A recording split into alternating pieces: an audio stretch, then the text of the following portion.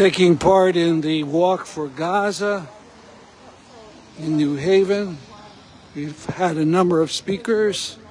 Now we're going into the heart of Yale near the Beinecke Rare Book Library, and it faces the plaza where Yale students were arrested just a couple weeks ago.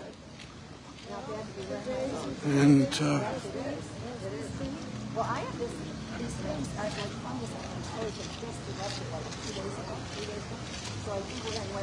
we're passing Davis Auditorium. 40 years ago, there was a PLO speaker there, and that created a sensation. I won't wear the sneakers for long.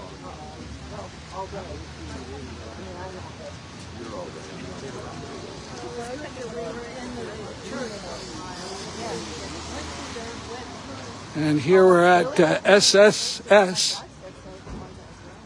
About 6 or 7 years ago, we had the Gandhi Peace Award and gave it to Omar Barghouti, who helped pioneer the Palestinian BDS movement alongside of Ralph Nader. And that occurred inside this hall. Across the street, Woolsey Hall, very famous for concerts and such.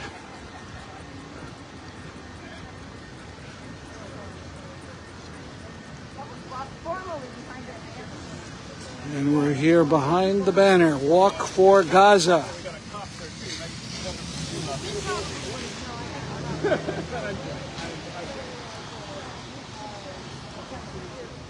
Oh, is he following? Is he expecting up with us? Okay, he is. Could I get a close-up of your sign, if you could pick it up?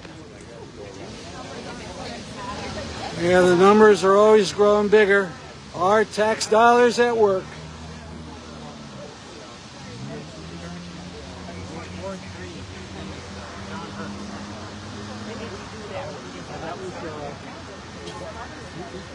And we'll get back to you as we get closer to the Beinecke. This is where the students had their encampment, and which was stopped by police. Things were torn down, people were arrested. And this is the main administration building. We picketed it over South Africa 40 years ago.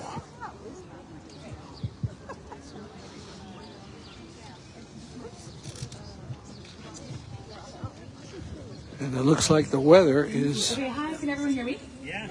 Okay, amazing. Hi, my name is Casey. I use she, her pronouns. I'm a student here at Yale and an organizer both on and off campus. I was also one of the students involved in the encampments and arrested on April 22nd during the first round of arrests. Wow.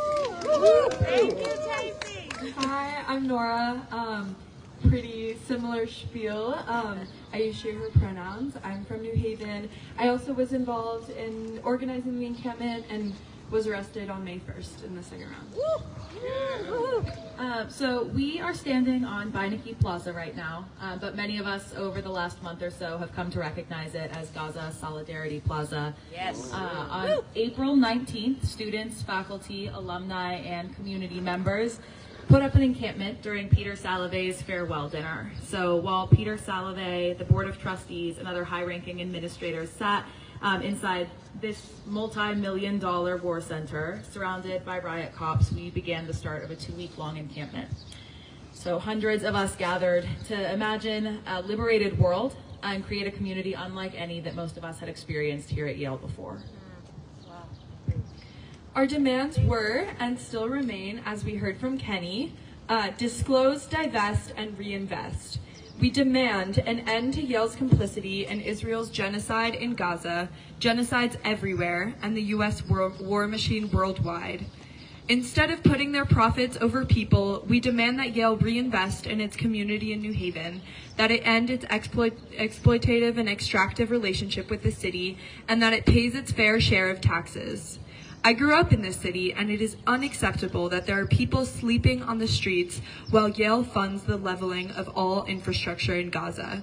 It is unacceptable that my high school didn't have working bathrooms when Yale is funding the bombs that have destroyed every university in Gaza and is destroying schools. That's right. It is unacceptable that children starve here while Yale is funding the mass starvation of all of those in Gaza. Yes.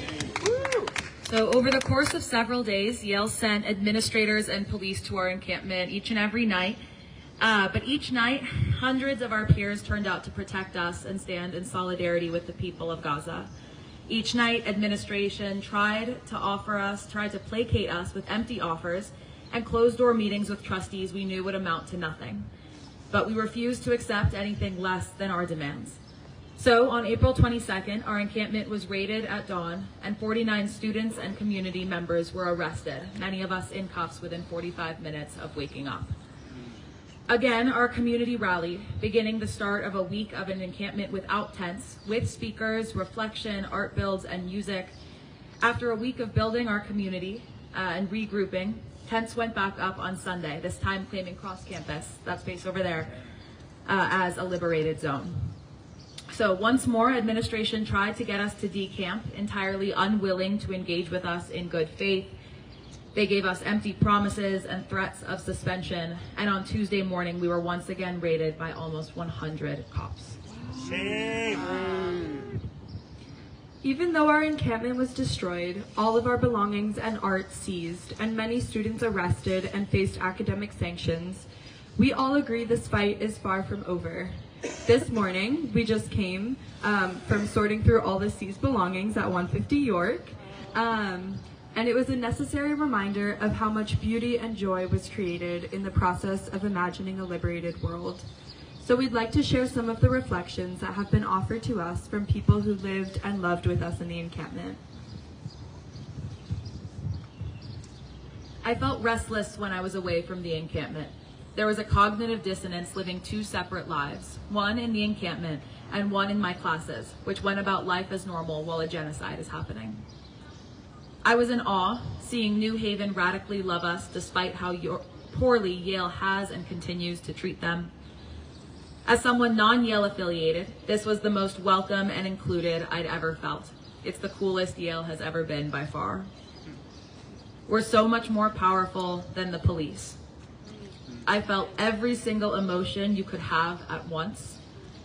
It was really special to see a space that was so joyful. It can be hard to feel joy in resistance work.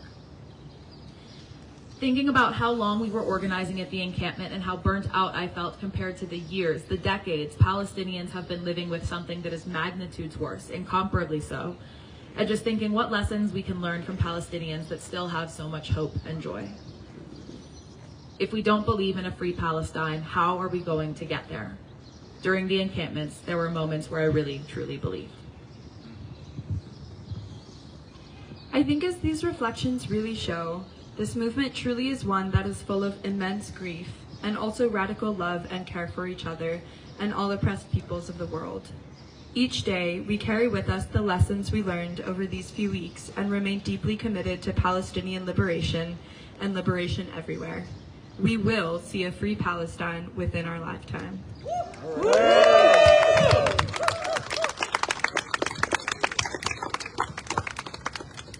1986.